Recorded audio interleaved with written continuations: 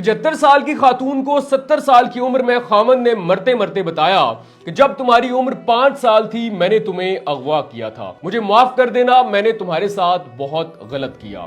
मुझे ये तो मालूम नहीं कि तुम्हारे वालिदैन कौन हैं, कहां हैं, लेकिन जब मैंने तुम्हें 5 साल की उम्र में अगवा किया तब तुम चीचा वतनी में मौजूद थी। उसके बाद उस 75 साल की खातून के खामन का इंतकाल हो जाता है और उस खातून की जिंदगी अंधेर हो जाती है। नाज़रीन, आप कुछ देर के लिए इमेजिन करें कि आप एक शख्स के साथ पूरी जिंदगी गुजार देते हैं। आपकी शादी उस शख्स के साथ होती है, जिंदगी की 5 दिहाइयां यानी कि 50 साल आप उस शख्स के साथ बतौर बीवी गुजारती हैं, मगर अचानक एक रोज वो आपको कहता है कि तुम मेरी बीवी नहीं हो बल्कि मैंने तुम्हें अगवा करके तुमसे शादी की थी। तो क्या आपकी आंखों के सामने सिर्फ एक सवाल नहीं खड़ा हो जाएगा कि मैंने अपनी सारी जिंदगी एक खामन के साथ नहीं बल्कि एक अगवाकार के साथ गुजारी। नाज़रीन, यही कहानी है चीचा वतनी से ताल्लुक रखने वाली आयशा की। अब आयशा का यह भी कहना है कि मुझे यह भी मालूम नहीं कि मेरा ये जो नाम है आयशा, क्या ये मेरे वालिदैन ने रखा या फिर मेरे अगवाकार यानी कि मेरे खामन ने रखा। आयशा का ये कहना है कि 5 साल की उम्र में मैं अपनी दोस्त के साथ एक एकेडमी में पढ़ने के लिए जाया करती थी। एक रोज जब मैं उस एकेडमी में पहुंचती हूं तो मेरी जो उस्तानी है वो मुझे कहती है कि फलां जगह पर जाओ, मेरे बाप को खाना देकर आओ और साथ अपनी इस दोस्त को भी ले जाओ। आयशा कहती है कि जब मैं अपनी दोस्त के साथ अपनी उस्तानी के वालिद को खाना देने के लिए जा रही थी तो रास्ते में एक शख्स ने मुझे मेरी दोस्त के हमरा अगवा कर लिया और उसके बाद मेरी दोस्त का क्या हुआ मुझे याद नहीं, मुझे बताया भी नहीं गया, लेकिन मुझे एक अज़ियतनाक जिंदगी गुजारना पड़ी। आगाज में मेरे अगवाकार ने मुझे अपने घर में रखा, मुझसे सफाइयां करवाई जाती, घर के तमाम काम करवाए जाते, यानी कि मुझे बतौर नौकरानी ट्रीट किया जाता, मुझसे घर के काम करवाए जाते, मुझे मारा पीटा जाता। और जब मेरी उम्र 25 साल हुई तो उसी शख्स ने मुझसे शादी कर ली। मैंने 50 साल इस शख्स के साथ गुजार दिए। मुझे मालूम नहीं था कि ये मेरा खामन नहीं बल्कि मेरा अगवाकार है। और जब मेरे खामन का इंतकाल होने वाला था तो एक रोज उन्होंने मुझे अपने पास बुलाया और कहा कि आयशा, क्या तुम्हें मैं एक राज की बात बताऊं? तो मैंने कहा जी बताएं। तो उसने कहा कि मैं तुम्हारा खामन नहीं बल्कि मैं वही शख्स हूं जिसने तुम्हें 5 साल की उम्र में अगवा किया था। मैंने तुम्हें चीचा वतनी से अगवा किया और उसके बाद तुम्हारी दोस्त भी तुम्हारे साथ थी, लेकिन मैंने उसे सिंध में किसी शख्स को बेच दिया।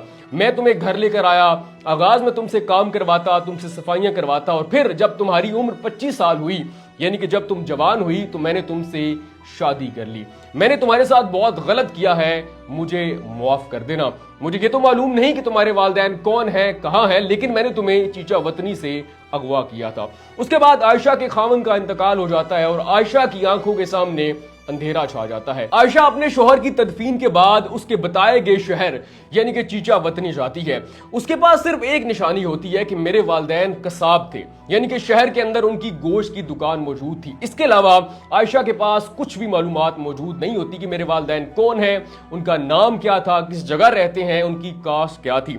लेकिन ये जो केस है ये हम तक पहुंचा है वलीउल्लाह मारूफ साहब के जरिए। एक ऐसा शख्स जिसकी शायद अमाल की वजह से उसकी वालदा ने उसका नाम वली रखा और उसने करके दिखाया कि वली ऐसे होते हैं। वलीउल्लाह मारूफ ने अब तक पाकिस्तान समेत दुनिया भर से बहुत सारे ऐसे केस सॉल्व किए हैं जिनमें उनके प्यारे 50-60 साल से लापता है, उनका कोई अता पता नहीं है। बहुत सारे लोग अपनी बहनों, बहुत सारे लोग अपनी माओ, बहुत सारे लोग अपने भाइयों को ढूंढ रहे हैं और वसीला बनता है सिर्फ एक शख्स जिसका नाम है वलीउल्लाह मारूफ। वलीउल्लाह मारूफ साहब अपने पेज पर ये पोस्ट शेयर करते हैं, खातून की तस्वीर आती है, तफसीलात आती हैं और अब मुझ समेत बहुत सारे लोग आयशा के घर वालों को ढूंढने की कोशिश कर रहे हैं। आयशा की उम्र इस वक्त 75 साल है। ये उम्मीद तो बहुत कम है कि उनके वालिदैन जिंदा होंगे, मगर शायद उनके बहन भाइयों में कोई जिंदा हो और आखिरी उम्र में अपनी बहन को मिल जाए। आपसे गुजारिश सिर्फ ये है कि आप हमारी कोई और वीडियो शेयर करें या ना करें, इस वीडियो को लाजमी शेयर कीजिएगा और खास तौर पर जो लोग चीचा वतनी से हैं वो इस वीडियो को लाजमी शेयर करें कि शायद आखिरी उम्र में एक बहन को उसके बहन भाई मिल जाएं, शायद उसकी माँ, उसका वालिद आज भी जिंदा हो और उन्हें उम्मीद हो कि हमारी बेटी एक रोज वापस आएगी।